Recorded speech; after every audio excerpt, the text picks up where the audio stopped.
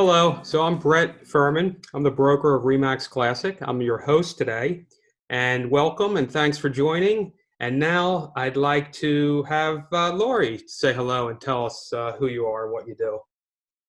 Hi, my name is Lori Riley. I am with Devon Abstract. We are a title insurance company here in Wayne, Pennsylvania. I've been with Devon Abstract. I just celebrated my 12th year anniversary with them last week. I've been in the business for 35 years, and I'm happy to be here with you. Thank you.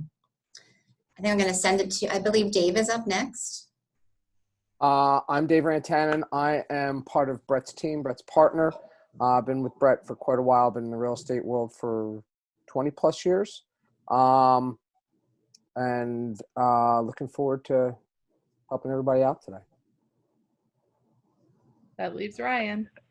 Hi, everyone. My name is Ryan KAPLAN, and I wanted to thank you for participating, and thank you for Brett for inviting me to be here. I really appreciate it, and I would love to share any information that I have about the economics of the mortgage market, and just try to be helpful because it is a very turbulent time. And my background is mostly technology. I studied information science, and about 20 years ago, I moved into the real estate and mortgage space. So I've been doing mortgages for the last 20 years. So I'm kind of a computer geek turned mortgage loan officer. Ryan, what company are you with? I work for Guaranteed Rate, and we are the third largest retail lender in the United States. Okay, so thank you for joining. As you can imagine, everyone on our panel today has been getting lots of calls from consumers about questions about real estate, about questions about interest rates, and is it even still possible to buy or sell a home today, and how do you navigate that? So at the Brett Furman Group, our goal remains to educate our community as your trusted advisors while ensuring the safety and health of all. So I'm privileged to be able to moderate this program and would like to get started. We just wanted to remind everyone, we will be recording this and publishing it on all of our social media sites. And we'd love to stay connected with you. So like, follow, and watch us. The links to our social media are on our website, www.brettfurman.com. And we are connected to both Devon Abstract and Lori Riley, and then Ryan KAPLAN and Guaranteed Rate. So it'll be easy to connect everyone after this. And we will post the recording of this State of the Market address there. And we like to do fun giveaways and have great contests throughout the year, so you won't be disappointed. Thanks, Samantha. Sure. So let me just move ahead here. Okay, so I'm going to start the webinar off today to give you a little background. Interest rates were very low, and if you look at the graph on the right side of your screen, you'll kind of see it keeps moving, which is awesome. It's showing you that interest rates were declining. Unemployment was also very, very low. It was like 3.5%, which is extremely low. Home sales, by the way, in 2019 hit 5.3 million. The first quarter of the year, we've experienced probably one of our best years in 34 years. And by that, I mean we sold through just about all our inventory, so that the absorption number, the number of days it was taking the market to absorb or sell inventory, was moving very, very quickly and very low. Okay, so that's all the okay, what happened before. Now we're going to talk about where we are today. We're in this, what we call the pandemic period. And in the pandemic period, regardless of what's happening in the world, life events still occur. What we mean by that is people still need to retire. People still have to expand their family. People still go through divorce. People still have marital changes. All these things occur that regardless of what's happening in the market, people still need to buy and sell real estate. The best example I can give you is a property we just settled on Friday at 305 Arden Road in Gulf Mills. And what's interesting about that property, it's a property that had been on the market previously with another company. We listed the home. We sold the home in 12 days at full asking price, and it settled on Friday. Now, the settlement was a lot different than the way we're used to doing them before. And towards the end, Lori's going to touch on some of those changes that occur in the settlement process. The next thing to look about in the pandemic is shadow inventory and seller's market. So as I said, we're coming out of a seller's market, and shadow inventory means people that were getting ready to sell their property because this is our busiest time of the year, and they've temporarily put their decision on hold. So it's become like shadow inventory. We have a listing right now in inventory where we've done the video, we created the aerial, we did the virtual reality, we did a floor plan, we did the direct mail card, all the things we would do to market the property. We're ready to hit the go button as soon as that seller gives us the okay. So that's the shadow inventory. We think there's a lot of that that's coming. It's just hasn't been released just yet. After the shadow inventory, we talk about buyer demand, and buyer demand is falling, and the reason it's falling is people are going on the sidelines, taking a wait and see approach. Then we look at interest rates in the pandemic period. Interest rates are very low. They've been falling lately. Ryan's going to touch on that when he talks about his part of the presentation today. But we're also going to be talking about the Fed fund rate, and that's what banks charge other banks, and that rate is right now at 0%. So we're going to talk to that in a little more detail towards the end of today. Then we're going to talk about unemployment. Unemployment right now, and again, this changes every single day. When I started writing this workshop, it was much lower. The most recent number I got was about 13%. It is projected to go to 20% within a 6-month period of time, and then forecasting that maybe it could go as high as 30%. So that gives you a little bit idea where we are on unemployment. Now we get into the iBuyer space. So that's 10% of all homes sold in last year were iBuyers. iBuyer, in just definition, is called the instant buyer. These are heavily capitalized companies like Redfin, companies like Zillow. And what they basically do is they use artificial intelligence to come up with value of a property, and then they can give the seller an instant cash offer. So again, that's 10% of the market. And by the way, since the pandemic, all these companies have pulled back and stopped the iBuyer process. So that entire market basically has stopped. After the iBuyer, we also looked at Airbnb. The reason we looked at that is because it holds 7 million rental listings. At least that was the quantity when I last checked it. Again, I'm sure if you check today, it's probably significantly down. But in that space, we have a lot of people we know of, just not in this market area, who've invested in homes in the Caribbean or Florida, and they own multiple rentals that are currently empty now, so they're not getting the cash flow. And we think what's going to happen is you're going to see a lot of them come to the market at some point, because a lot of those are single investors, and they don't have the pocketbook to be able to withstand, a downturn like this. Now we're going to get into the pandemic period, and we're going to talk to you a little bit about absorption, because that's the gauge of how to tell really what the temperature is of the market. So on the right side of the screen, this is an analysis we run for every single property we sell. And we do that before we do any kind of pricing analysis.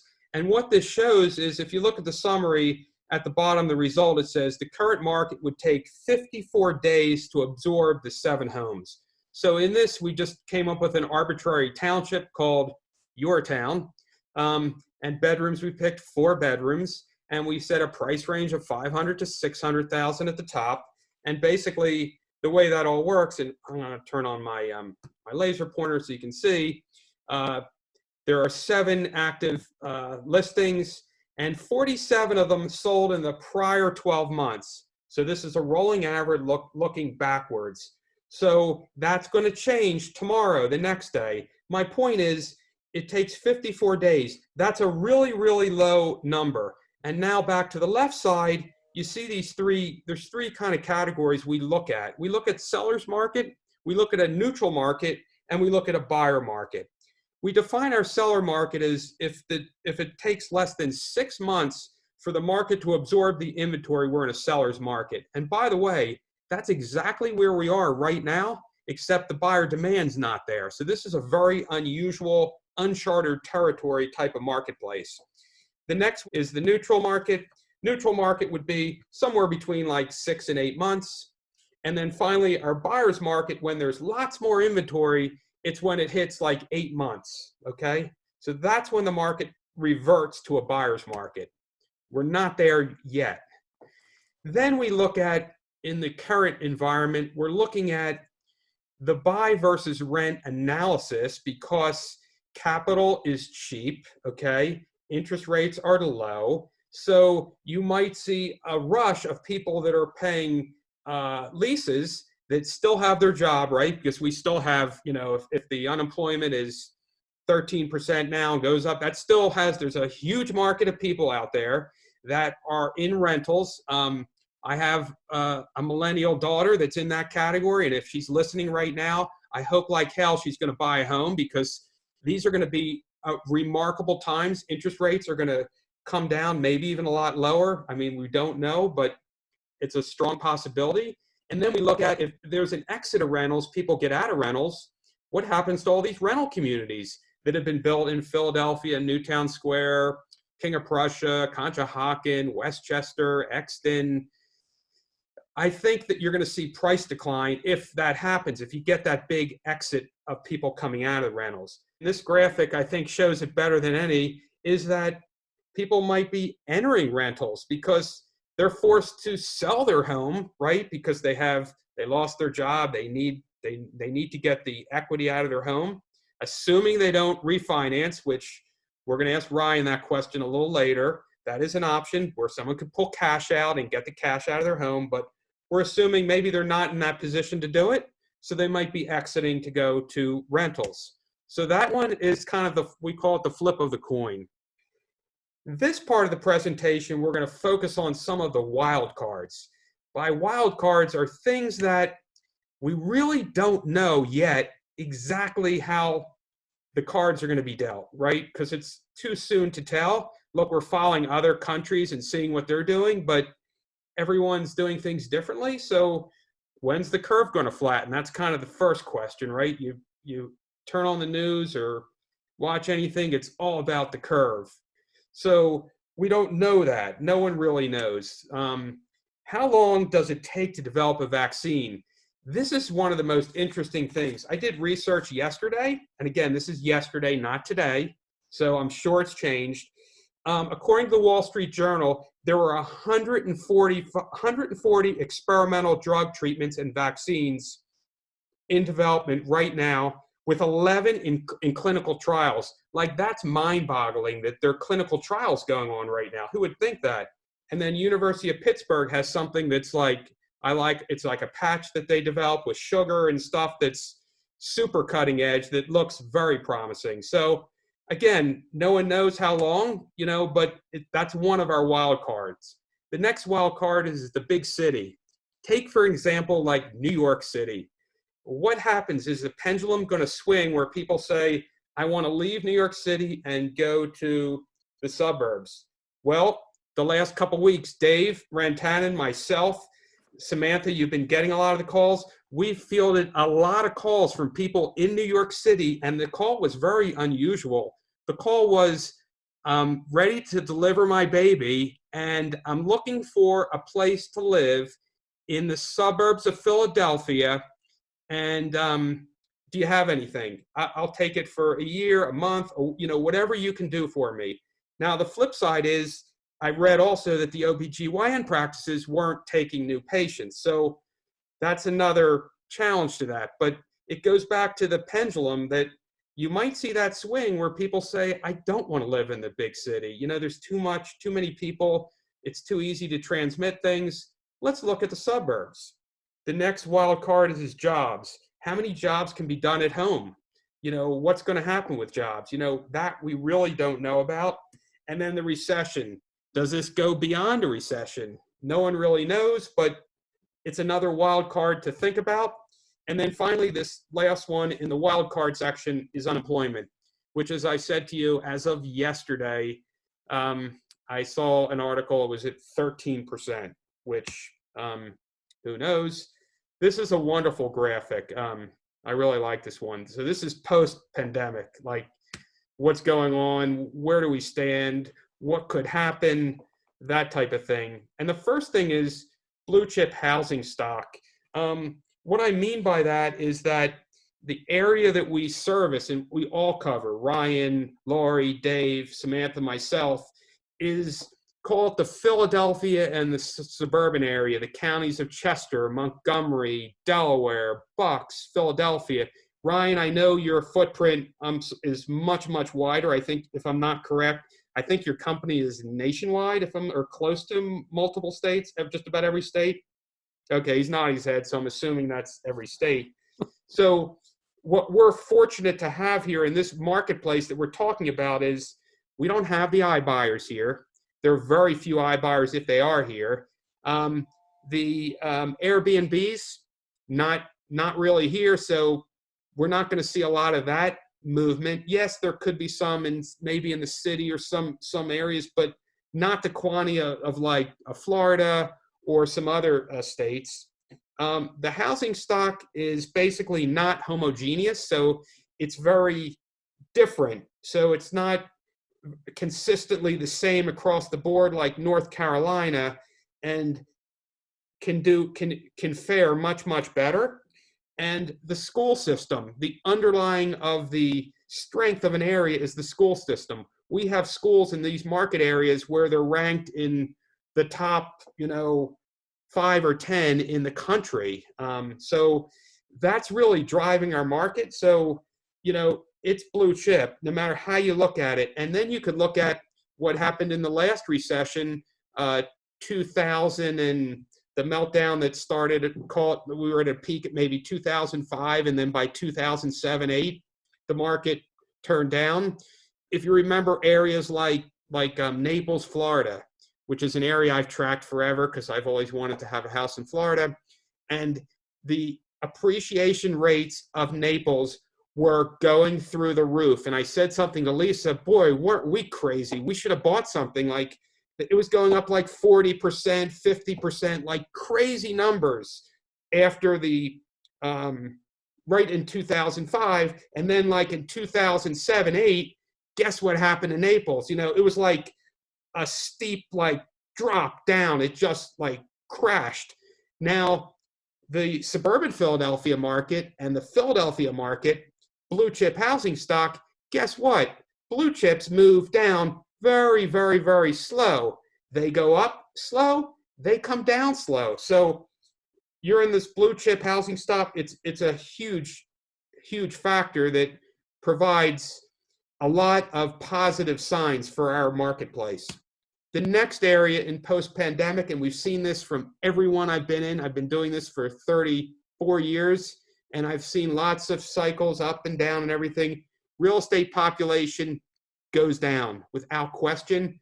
We're already seeing now, so there's a lot of these salaried models of what we call interrupters in the real estate space, and they're now cutting their agent population because they're carrying salaries and there's no revenue, so they're going to be the first ones to feel it. The next thing that happens in post-pandemic time is the inventory. Remember I said to you about the shadow inventory, and that's all these sellers that are kind of cooped up in their home that are ready to go. They will come on the market, but they're going to wait until we're able to show properties. And also people, excuse me, I'm going back one. People that are stuck in their home right now, that are just like crawling the walls because they don't like their house. They're now spending like significant amount of time in spaces of their house and realizing that this is a bad fit. They are going to be the next category to get out and buy something or sell their home to get a different home. We had a call on Sunday morning at 8:20 from a buyer who sold her property and went to a rental. And she said to me at 8:20 in the a.m., she was on her way to Trader Joe's and said to me, of course, 8:20 a.m., who else is working but me? She said, I've got to buy something, and I'm thinking to myself, oh my God, that's just people are just tired of living in that type of house. They want to buy something. The next area, I talked to you a little bit about divorces. You're going to see the divorce rates are going to spike. There's just no question about it. And that's because of, being in the house and sheltering in place, living with your spouse, and economic conditions get tough, and all the factors that are going to cause the divorce market to pick up. And then we have the iBuyer space. I told you that post-pandemic, you're going to see a lot of that be liquidated because these companies have bought and own real estate, and they're out of that space and they're going to liquidate. And then you have forced sales. Forced sales are people that get into trouble. They lose their job. They can't afford. So they're going to have to sell, and they're going to have to sell their property and move on. In the post-pandemic, the other area is the interrupters. And these are companies. There's different kinds of interrupters, but they basically came into the real estate space, and what they've tried to do is they try to get the eyeballs of the client, the buyers, before the realtor gets it. And then what they do is they sell it back to the realtor for a profit, right? It's a great model for these companies. And they entered the space at a time when these companies have never been profitable from day one. That's not their motive. They weren't profitable. So now add to the stress and strain that not only were they not profitable when they got started, now the market shifted, and now they had to get out of the iBuyer space. So they tried, they won't make it, and we're going to see a lot of them disappear. There's also real estate companies that are out there, and what they've tried to do is they've come in and they're looking to pay agents like huge signing bonuses to jump ship, to leave, to go to their company. Well, the real estate industry as a whole and the brokerage side of the business is not, it's a very slim margin business. So if you have a slim margin business and you're not profitable, and then you're paying to get people, and then the market shifts down, well, guess what? They're not going to be around much longer, in my opinion, okay? So I've seen this time and time again with every recession we've been, that coming out of it, you're going to see a lot of these companies are going to disappear. And the other point about these interrupters is they've tried to alter like what are time-tested methods of being a trusted real estate advisor. That's what they tried to do, something differently that would generate huge returns and benefits in the stock market. But the idea of profitability really never, came across, and that wasn't part of their model. Then we have something called the virtual real estate, and that's a different, whole nother concept of what we're seeing now. And I'm fortunate because in 2016, I started looking at what was happening and started implementing heavily in this space. So we started doing the virtual marketing with like the 3-dimensional home tours and the virtual reality and a lot of other things. And that actually helps us to be equipped to survive and thrive in times like we're in right now. So that's the one, saving grace. And I can tell you that in these times that we're in now, we've innovated more things. I think Samantha, Dave, you can attest that in the last couple weeks, I used to work, I think 24/7. I think we're working 25/8 now because we're innovating and doing things, all the things we wanted to do that we couldn't do. So out of this, I think you're going to see a huge number of new programs and things come out of it, not just with our real estate group, but I think a lot of other people as well. And the one advice I can give to everybody that's on the webinar right now is that experience, relationships, and knowledge matter more now than ever. I'm sure you're probably wondering on this call, well, how the heck are you really, how are people doing real estate right now? How do people get mortgages right now? What happens in settlement? How do you do all that stuff? So what I'm going to do is let the expert panel take over and try to answer some of those questions. And first, I think I'd like to introduce, I'm going to start with Laurie, if you could. So Laurie, what's great about Laurie is I'm so happy because we realized today when we were preparing for this that Laurie's actually got more experience than me. So that means maybe she's older than me. I don't know. But so I'm 34 years. Wishful thinking, Brett. But it's not accurate. But I started right out of kindergarten. yeah, she started at a young age. I always thought I started when there was no electricity and there was no MLS system. But Laurie, you've been 35 years doing what you do. You're the manager of Devon Abstract in Wayne, Pennsylvania. You have experience and you work on residential, commercial, industrial, new home sales, relocations, sheriff sales, foreclosures, all the things that we love you for. You help our clients and customers immensely. You have extreme expertise. We're so fortunate to have you today, and welcome to the panel. Thank you so much. Thank you for saying all that. I appreciate it. I'm glad to be here. Thank you. And then the next person is going to be Ryan. So Ryan, you have a phenomenal academic background. You have, which we both have, you have a master's of business administration in finance. I'm accounting. That's awesome. From Villanova. So you're local. That's awesome. And an MS in information science from Drexel. So another Drexel alum. That's awesome. So that's where I'm from. And what's great about Ryan is Ryan's approach is awesome. He is, first of all, in the top 1% of all U.S. Loan mortgage originators, which means you do more business. You've been through more settlements, you're able to help people better. You have a very good way about you, and we're grateful to have you on the panel. And then finally, Dave. I'm going to let Dave, who's already introduced, take over and say a little bit about Dave, because I could talk for forever, and I feel like I want to give Dave a chance. Well, thank you, Brett. So, frankly, my background has been within the real estate world for a number of years. I started out in the construction world, running construction companies. I got into investing myself, built homes, flipped homes, was basically brought up with it. Both of my parents from real estate. My father ran an exceptionally large commercial company. My mother's in real estate, has sold new construction her whole life. So this is kind of in my blood. I've been with Brett for quite a while now. I've had my license for, I don't know, closing in on 15 years now. I'm thrilled to be with Brett every day. It's great to be part of this group, and especially with Samantha and working with Ryan and Lori. You know, it's just a tremendous team. Could you?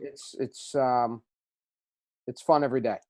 Could you just elaborate just before I let you take over the panel, because this really goes to the heart of what we're talking about. Could you just elaborate on like some of the business? You don't have to mention like names or addresses, but just like what's happened the last 2 weeks. Like, because I see all that you're working on. It just like blows me away. Could you just tell everybody? So basically, I have been busy. We have been busy, I have to say. Brett's been very busy in terms of kind of adjusting. We've all been adjusting to the new market, the new reality, or at least temporarily. I think a lot of these things that we're implementing are going to continue for forever, really. So let's just start with last night. We have a listing. We got an offer on the listing without anyone being able to tour the home. That was important. It's important to note that they didn't tour it, but what's even more important to note is that how they were actually able to tour it. We use a camera, a special camera that produces these incredible 3D virtual tours of the homes where you're not, I know people think a lot of a video, a realtor bringing a camera through and taking a video, or these 360 view videos. Nothing compares to this. This is a company called Matterport Matterport. It's a 27 lens camera that gets placed in dozens of locations throughout the home. You literally take the cursor of your computer and you float on air and walk through the home. You can look up, down, circle. The detail is exceptional. The quality is exceptional. And based on that and that alone, these people felt comfortable submitting an offer, and it's an acceptable offer more than anything. It's an asking price offer, which I didn't think would happen. So, and then to backtrack, a week and a half ago, very similarly, in this market, clients of ours, mine, saw a house that came to market. It was, sorry for the phone in the background. I apologize. The perils of working from home. So sight unseen, my client submitted an offer on a home that was between the 1 and 1.5 million range. It's likely going to go through, and with some, with some verbiage in the contract that will protect them, and having to be able to see the house in person when some of these bans are lifted. But there is a market out there, and if you're smart and you're using the tools that you have been using for a while now, you'll be able to sell homes. I would imagine that our group is getting traction. I have another listing that's getting a lot of traction in Berwyn because of that virtual tour. I can't imagine anyone's getting the traction that we are, because I think we're pretty much the only people that are using the Matterport camera system. So I'm going to start with Ryan. Yeah, Ryan. So Ryan does a lot. I have to say, there was a point in time where I was recommending a couple of different lenders.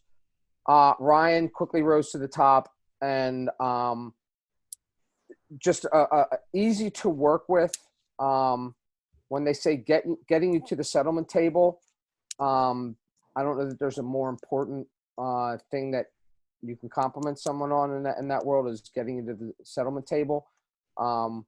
So in terms of the settlement table, first question is, discuss with us the flash closing and how that works. Thank you, Dave. Thanks for that introduction. I feel almost awkward accepting it, because my philosophy is just to work hard and try to do the best that I can. And I don't have all the answers, so I'm going to research and find out the answers, because I think so much is changing in this world. Even if you do have a lot of experience, things are changing so much that you have to just stay on top of everything. So I appreciate the compliments, and I will continue to work as hard as I can to earn that, to fill those shoes. So I think that for those of you who don't know my background, I had a brokerage firm. I owned my own company for many years, for about 17 years. And everything was great. I really loved it. I enjoyed it. We were a small shop, and I felt like I could accomplish more, and that I was maybe holding myself back by not being part of a larger organization. So I started looking around, and I came across a friend of mine referred Guaranteed Rate.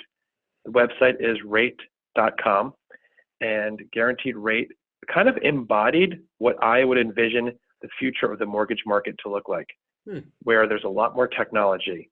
We're very technology focused, and a lot of the tools that I thought in my head that I would like to use or develop, Guaranteed Rate had already developed it. So it seemed like a real natural fit.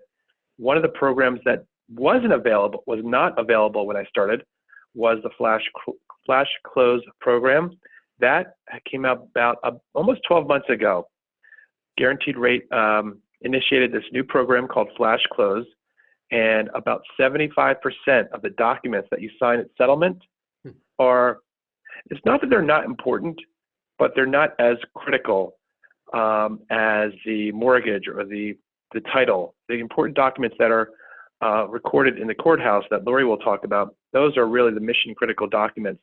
But some of the forms that the mortgage requires that you sign at settlement are, for example, a form that you're not supposed to discriminate, we're not supposed to discriminate, or you have a right to a copy to your appraisal report.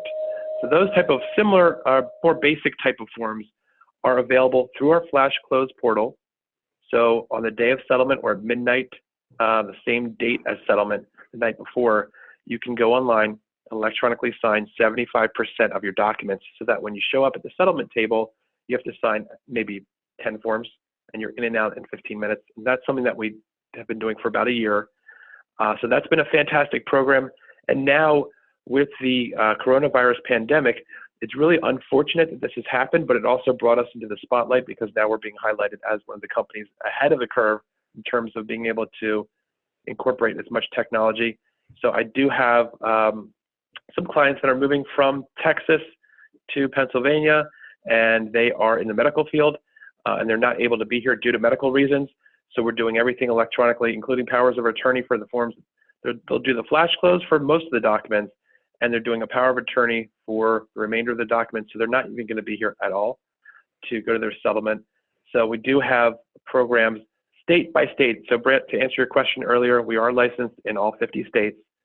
And because of that, each state has their own guidelines. So Lori touched on this briefly, but it is a little bit tricky because some states are a little bit more specific in terms of what documents you could sign remotely versus hand signatures that are recorded at the courthouse.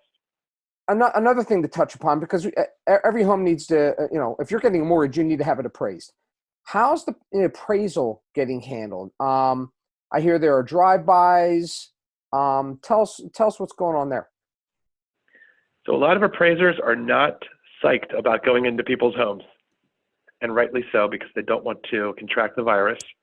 So what we are offering is some type of hybrid solution. So the appraiser probably would drive up to the front of the property and take some exterior photos, so they're not going in the house. And the homeowner do a video chat with the homeowner and have the homeowner just walk around and do just like we're doing now, just kind of walk around with their camera or their phone and just kind of show them the different rooms.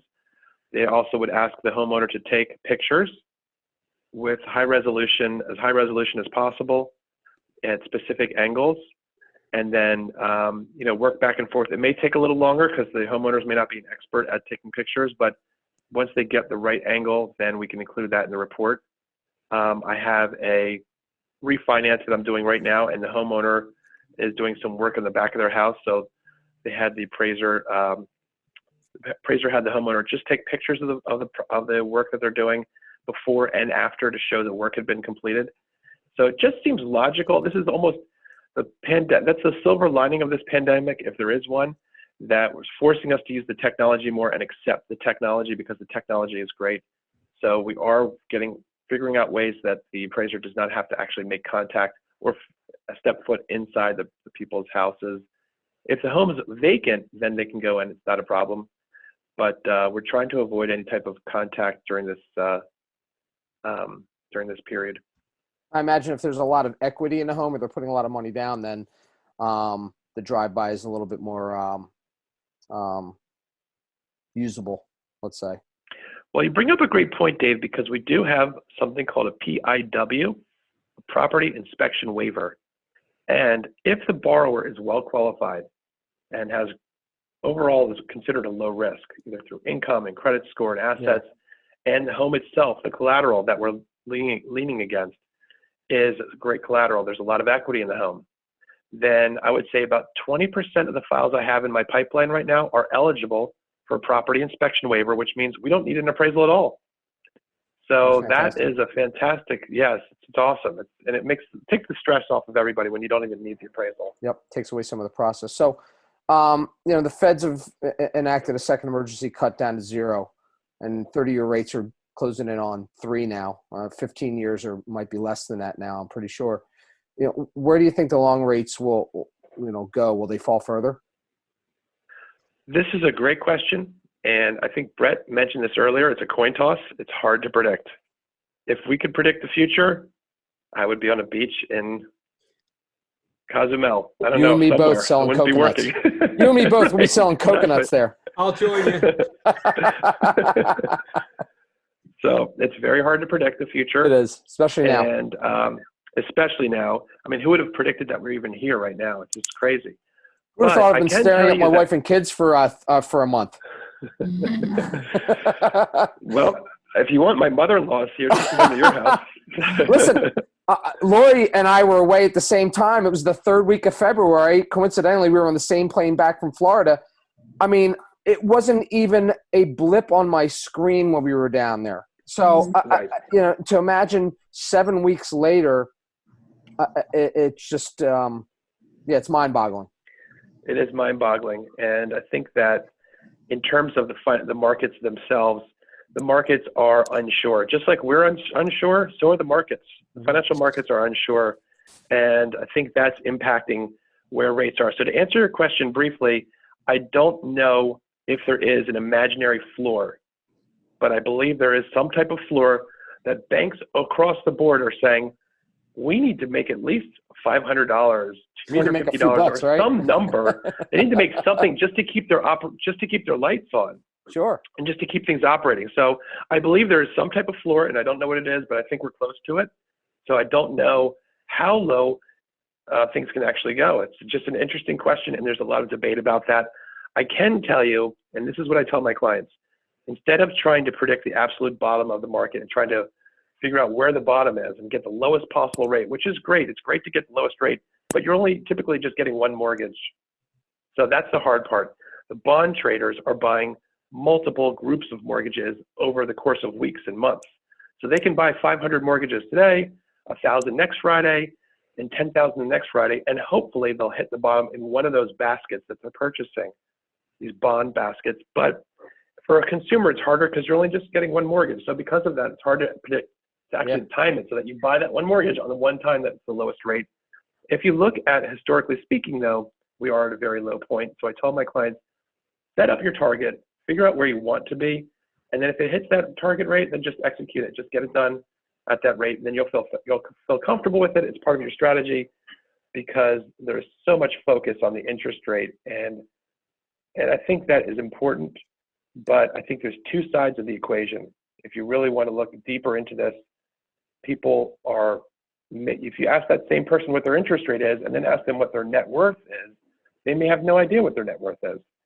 And so how does the net worth calculate it? There's an income side and an investment side to the same equation.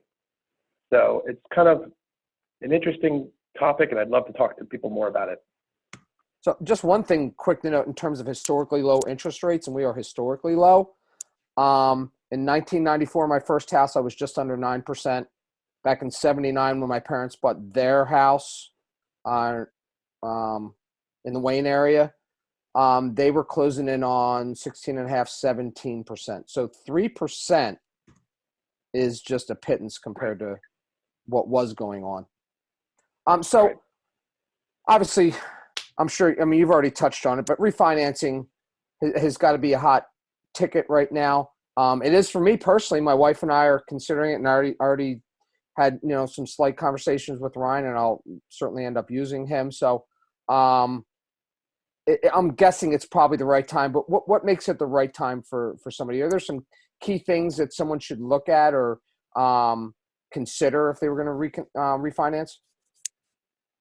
I considered sending out a marketing email that says in the subject line, "Don't refinance." Oh gosh, because and the reason why is because a refinance seems like a good idea, but refinances cost money. They do.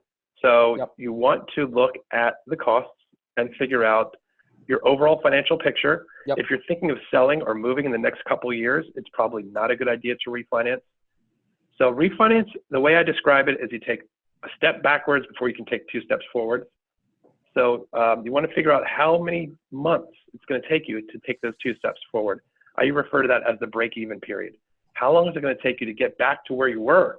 Because if you have to pay these costs and eat away your equity to get the refinance completed, then you're already one step backwards. So if it's a 2-year break-even, a 3-year break-even, it probably makes sense. If it's a 6 or 7-year break-even, you really want to look at your overall strategy and think to yourself if it makes sense. So that's what I always recommend, is figuring out, A, how does this improve your cash flow? And B, what is your time horizon for the property? And with those pieces of information, you can kind of get a rough idea if it seems reasonable to refinance. I think something to consider for people is, okay, one thing, you may be dropping your interest rate a point, point and a half, 2 points, but what if you can reduce the amount of years? And that's something that my wife and I have been talking about too. If I can knock a bunch of years off, save a ton of interest in you know, that's probably a smart thing for people as well. So Ryan, good stuff as always. Thank you, man. So we have Lori. Lori is obviously our resident old timer here. We just found out, definitely younger than Brett. I don't know. I'm pretty positive. I don't.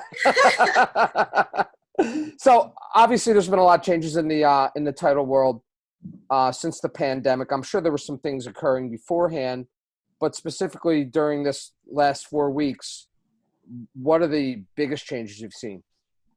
Right. So well, I want to start off with the good news is that we are still doing settlements. We're still doing closings.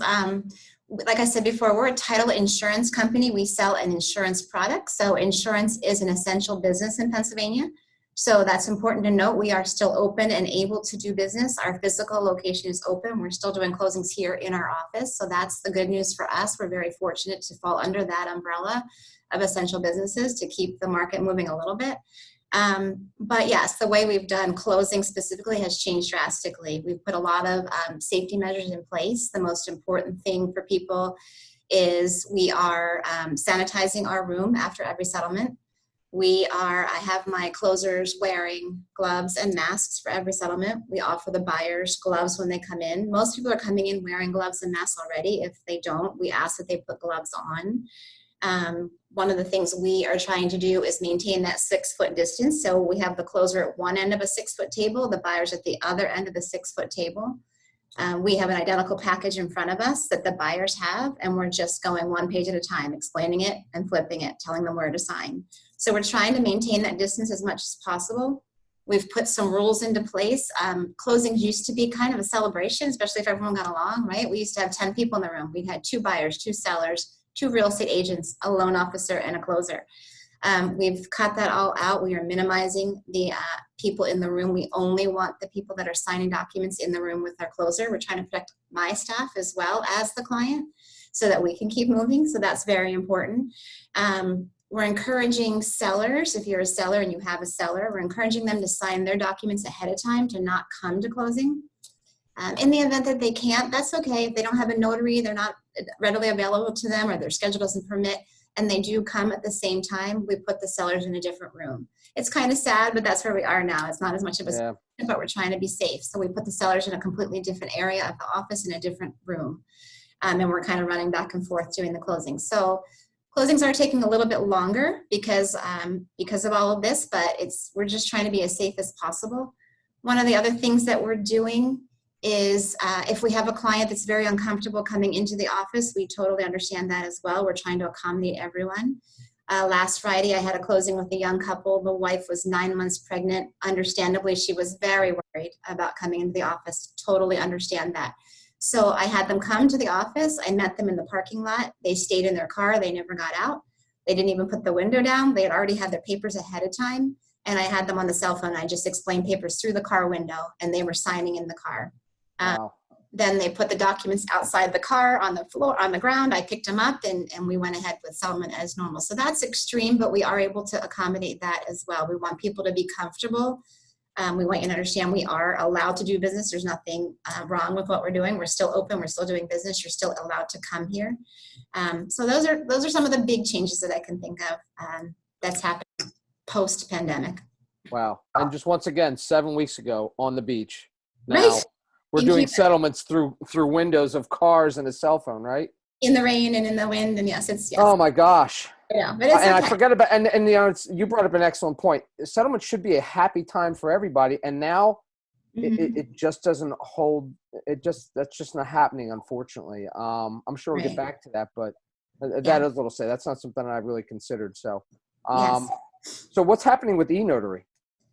Okay, so e-notarization, that's a hot topic right now, of course. So prior to the pandemic, it was on our radar, and I'm speaking for the title industry as a whole in Pennsylvania. It was on our radar, but it was pretty low on the list because the state of Pennsylvania did not allow e-notarization of documents. It wasn't allowed. There was no bill in place. There was no law in place. We weren't allowed to do it.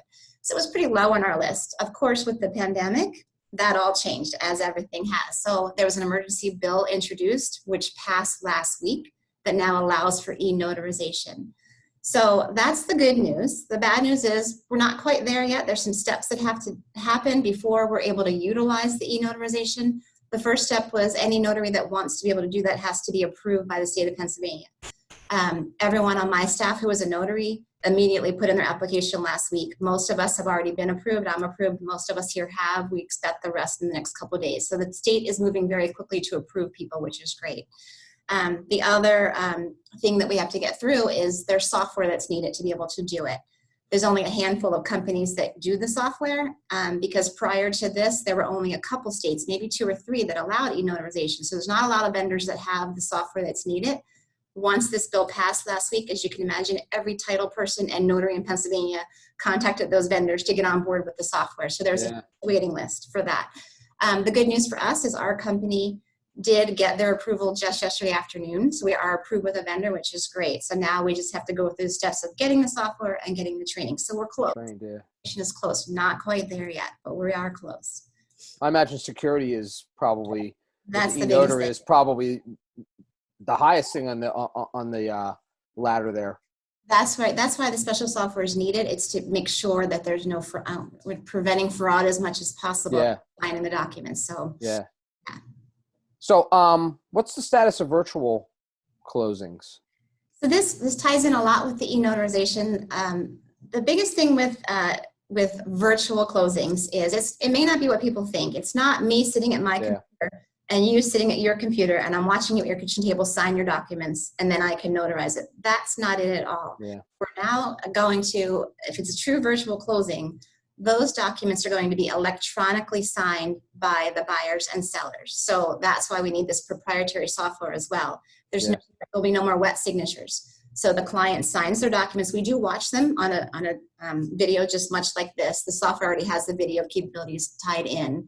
We're watching them on one end, electronically sign those documents. Then we can electronically attach our notary to the document. The problem is this. Most lenders do not accept electronic signatures. Ryan's company is one of a very few that is ahead of the curve. So, kudos to Guaranteed Rate. They are prepared for it when it's widely accepted. They're already ready to go. They're already accepting it in some cases. Most lenders do not accept it at all. That's the first hurdle. Most title insurance underwriters have very strict guidelines, and I have to follow my underwriter's guidelines. We're an insurance company, we have underwriters too, just like the lender has an underwriter. So our underwriters have very strict guidelines. If we're going to do an e-notary, we have to follow some strict guidelines. So there's some of that to deal with. The last hurdle is that not every county in Pennsylvania accepts electronic signature and electronic notary for the recorded documents.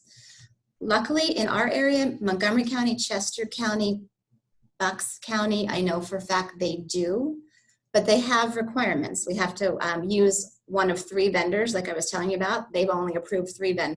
We have to make sure we're on board with those. So there's some hurdles. The bottom line is we're very, very close, which we're all happy because before we were thinking we would need it for convenience. Now we need it for safety for people. We hope to get there soon.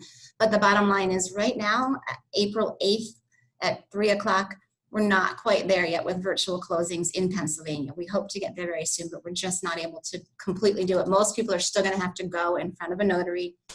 If you're with Ryan, like he said, there's 10 or 12 documents. That's it. You're in and out super fast. It's great because they have most of the documents signed electronically. So you're still going to, if you're a buyer or seller, unfortunately, you're still going to have to go sit in front of a notary. Whether that's through a car window or whatever we can do to make that happen, you're still going to have to do it for now. I did see Ryan's chest poke out like a proud peacock when he said he was like one of the only companies that had a big smile across his face there. He really is. They really are. That is the truth. Very few companies are doing it. So obviously, I mean, there's a lot of other cogs in the wheel of settling a home. You have tax certs, recording of deeds, payoffs, things like that. How are these things, or are they happening, number one? Are they happening on time? Are they slow? I know with handling payoffs, I imagine you can do wire transfers, things like that. That seems pretty obvious, but talk about some of the other stuff. Right. I mean, so yes, it is. Everything has slowed down drastically. We're so used to being instantaneous in this Mhm. day and age, right? So that has been a real learning curve for all of us to slow down and just be a little bit more patient. Realtors, title people, mortgage lenders, because things are taking longer. Mortgage payoffs don't seem to be a big problem because banks and lenders are open, so we're able to get the mortgage payoffs. They are taking a little bit longer in some circumstances, I guess, because even though they're open, they're remote, they're working on a skeleton crew too sometimes. So we're getting mortgage payoffs. That's not as hard. It is becoming very difficult to get tax certifications. A lot of the townships are closed, completely closed. Chester County Treasurer, which is a big a part of our business here, they're now completely closed. We can no longer get tax certifications from them. They also service some of the townships in Chester County. So we're not getting tax certs for some of the townships at all in Chester County. So, but we're adjusting to that. We're not going to stop closings because of that unless we absolutely have to. We are able to, if it's a tax certification issue, we know how much the taxes are supposed to be. We're going to have to assume, because we don't know otherwise, that the taxes are not paid, and we're going to hold the money from the sellers. That's a big difference for the seller, unfortunately. Yeah. But we're going to hold that money until we get the tax certification. If it's paid, the money goes right back to the seller once we get the cert. No idea when we're going to get the cert, though. That's the problem. Where we're really running into difficulty is some of the townships that collect water, sewer, trash. If it's not a quarterly or annually amount that we readily know the amount to hold in escrow, a lot of the townships use usage, and we have no idea how much to hold. So we're asking for a pretty high amount in those cases, or we're asking the sellers to provide us with some back bills to see what your normal usage has been for the past year. That will help us a lot to determine how much to escrow. So we're asking a little bit more of the sellers, which is hard because they have everything packed up, and we understand, but we're just asking the sellers a little bit more to work with us to get an idea of how much to hold. Right now, knock on wood, we have not closed in any circumstances because we didn't have a cert. We're willing to hold the money. We're willing to take the risk and hold that money because we want to keep these settlements happening. We want buyers to get in their new homes. We want sellers to get out of their homes. So we're willing to take that risk right now. It's just we're adjusting as we go. For recording documents, luckily, as of today, April 8th, every county that we work in is recording. They're much slower at it. They only have a few people going in every couple of days to do it sometimes. Delaware County is one of the counties in our area where we do a lot of business, and I know you guys do too, Brett and Dave. They're one of the last counties. They were not doing what we call electronic recording even before the pandemic. They were, most counties are, Delaware County wasn't. So they were slow anyway. Now, A little bit on the antique side. a little bit. So we have to Federal Express the original documents to Delaware County, and they have people going in for a couple hours a day. So they're really far behind in recording, but right now everyone's still recording. That's the good news. The other good news is even when we thought everyone was going to shut down a couple weeks ago, we thought we were all going to be dead in the water, right? And we thought the recorder deeds were all going to shut down. Our underwriters came out and said, we're going to keep settling. We're going to take that risk.